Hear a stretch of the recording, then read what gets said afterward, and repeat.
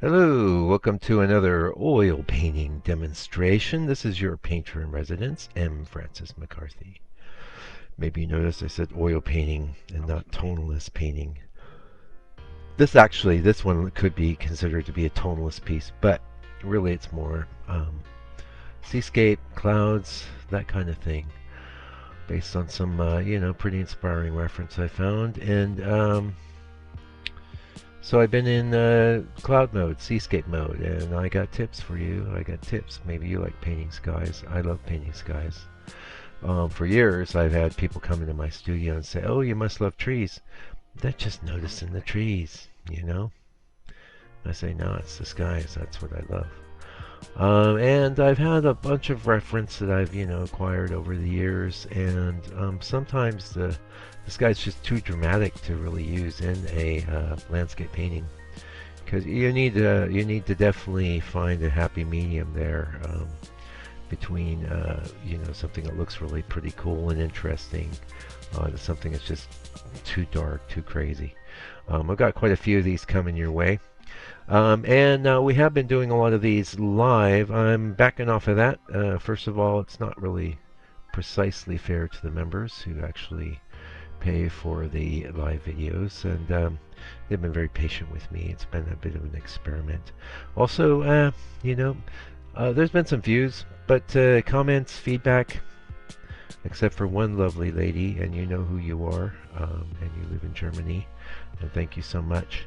Other than her and her lovely comments, I haven't seen it. I haven't heard it. So pulling back on it, and that's how it is. But that said, I'm going to give you some value here.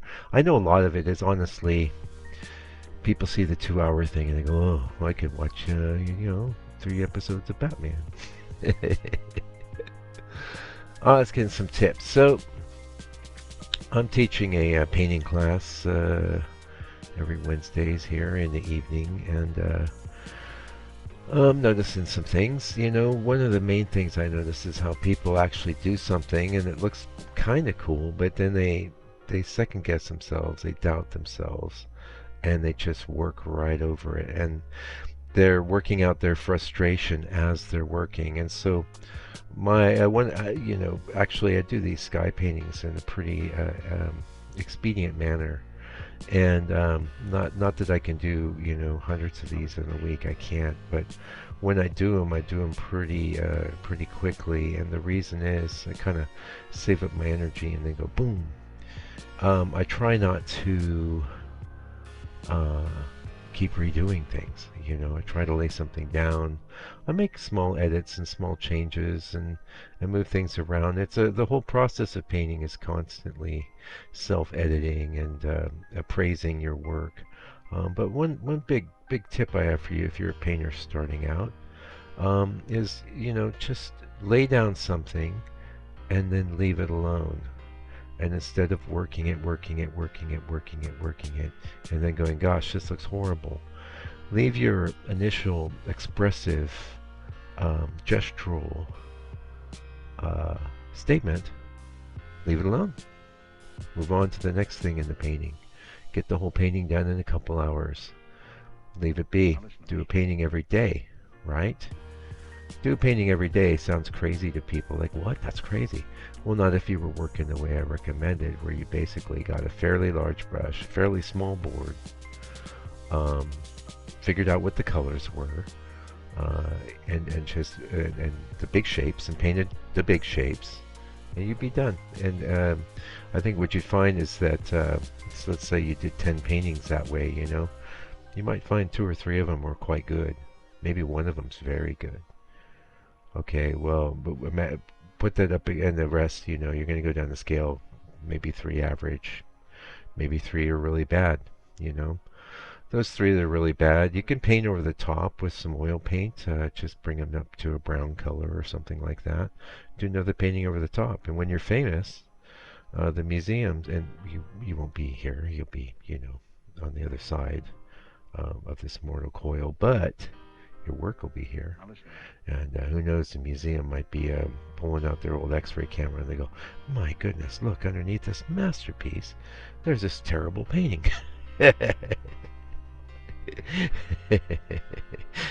Maybe not. But either way, you get the idea. You can still use that board. In fact, that's a great thing about boards, even canvases. I heard that some of Vanessa's paintings, he did so many paintings over the top that the canvas couldn't even support any more paint. It was just getting too thick and heavy. You know, now that's not me. I like to, well, I'm on a many years long process of perfecting what I do, and and I have total perfectionist tendencies, so I understand this dissatisfaction, but you have to learn to make your peace with it. You have to go, okay, well, yeah, it's not what as great as I hope, but that part looks cool, and the other part looks cool. And a lot of times what I find is because I record everything, I come home and maybe review that painting session that evening or the next day or something. I go, wow, I'm really pleased with that. But I also remember while I was painting it going, I don't know about this, but I left it alone. I left the fresh statement alone. And so much of these sky paintings are about that. They're about making an expressive statement in a expedient manner and moving on. And because I don't have a lot of I've got clouds which are open and expressive, and I've been doing mostly, like, I guess I don't want to call them beach scenes because we're actually on the beach. You could call them seascapes because a lot of them have the sea in them. But to me, it's really sky paintings. That's what I'm doing, and we'll see. I'm writing the hopefully, you'll get something from it. I think there's got to be. I love painting. Oh, you know what happened there? I'll tell you what happened there. That's blue tack holding up the board. But I kept having to move the structures underneath supporting the board, which you don't always need, to mess around with that T-square. And well, that's another thing. If you're going to do this kind of painting, you better get yourself a T-square or something square to square off your work. You don't want that crooked horizon. It's going down again. I was just going to say. Yeah, but this last time I get it, and you can see where I had to kind of press in the sides. It could have been worse. When those wet paintings fall, it's not good, but happens very rarely, and it happened here because of poor planning with the T-square. Yeah, I didn't really think about that when I was setting up the board. And you can use a ruler and stuff. It's kind of, I don't know, I prefer the absolute accuracy of a square. It allows me to be a little bit expressive as I'm laying down that straight line. And for a long time, I really didn't like doing these kinds of scenes because I didn't enjoy that straight line, that straight horizon line. But I'm over that. I'm happy about it now. I like it. Now, this painting is in the members area, 2 hours long, so members are going to have the benefit of that. And it's a teaching video. I'm talking about my color mixes. I'm talking about my approach. I'm talking about my challenges. I'm trying to give you a slice of that here in the 15 minute as well. But so you could just look back at the previous couple videos, and you're going to get that live experience there. So that's very indicative of what members have had access to for maybe a year or two now. Yeah, so this video is like that. Don't know if I'm popping the reference. I don't really like having the reference on the video anyway. I'm experimenting with that, but I'm a bit of an archivist, and I feel like it's just better not to have it because it's not about the reference. I was doing that for people in a teaching moment, and I'm leaving those videos up. They're there for you, dig around, and you'll see them. So let's talk a little bit about some of the colors in here. You're like, well, come on, man, that's the thing I wanted to know about anyway. What did you do? What were the colors? All right, I'll tell you. But all of the bluish tones are gray, and that gray is made with ivory black and titanium white. I did bring in bits of, I used a lot of crimson in this painting and a lot of acrylite yellow because I've had, heaps of that left over from the painting classes. So where I might have just used the straight up cat orange, I did use cat orange in spots as a point of difference. And interestingly, you get a very different orange by mixing crimson with the yellow than you do with the cat orange. So you can play those off each other, and it works really well.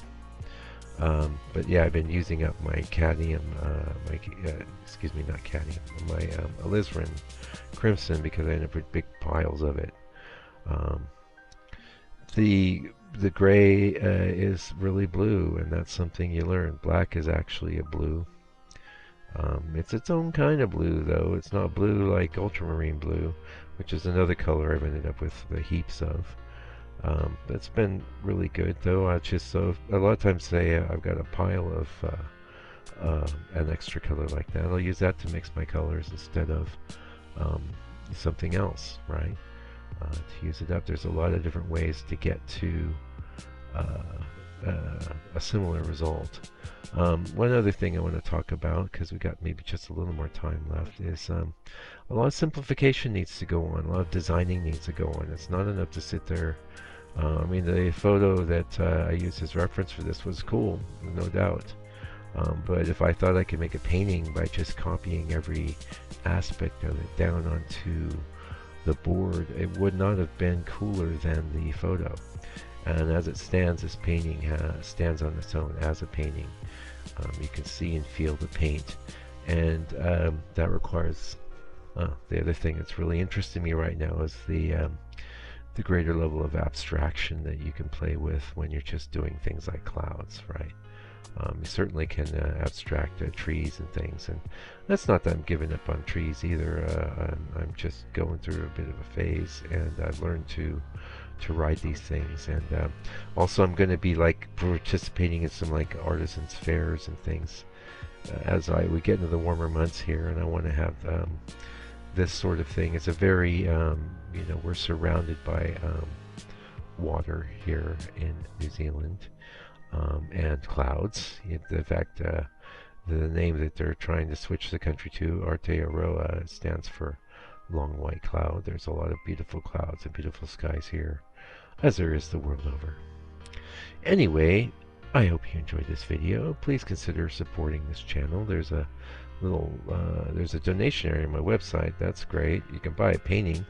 This painting will be for sale. I'm going to be selling this painting for around 300 US. It's a nice little painting. Be a good one. Oh, I'm gonna need to mute that. Anyway, or consider joining the members area. That gets me a little bit of income, and which really helps. And I think there's a button where you can click thanks and send a little donation, so that really helps. But comments, I really appreciate them. And comments, honestly, without that sort of feedback, you know, I'll just do whatever I do. Yeah. So thank you for joining me today, and until I come back with another video for your edification and enjoyment, please do me a favor, do me a solid. Take good care of yourself, your family, all your loved ones. Be patient with people that have opinions that differ from your own, especially since the world seems to be going mad. And stay out of trouble. God bless you and your family.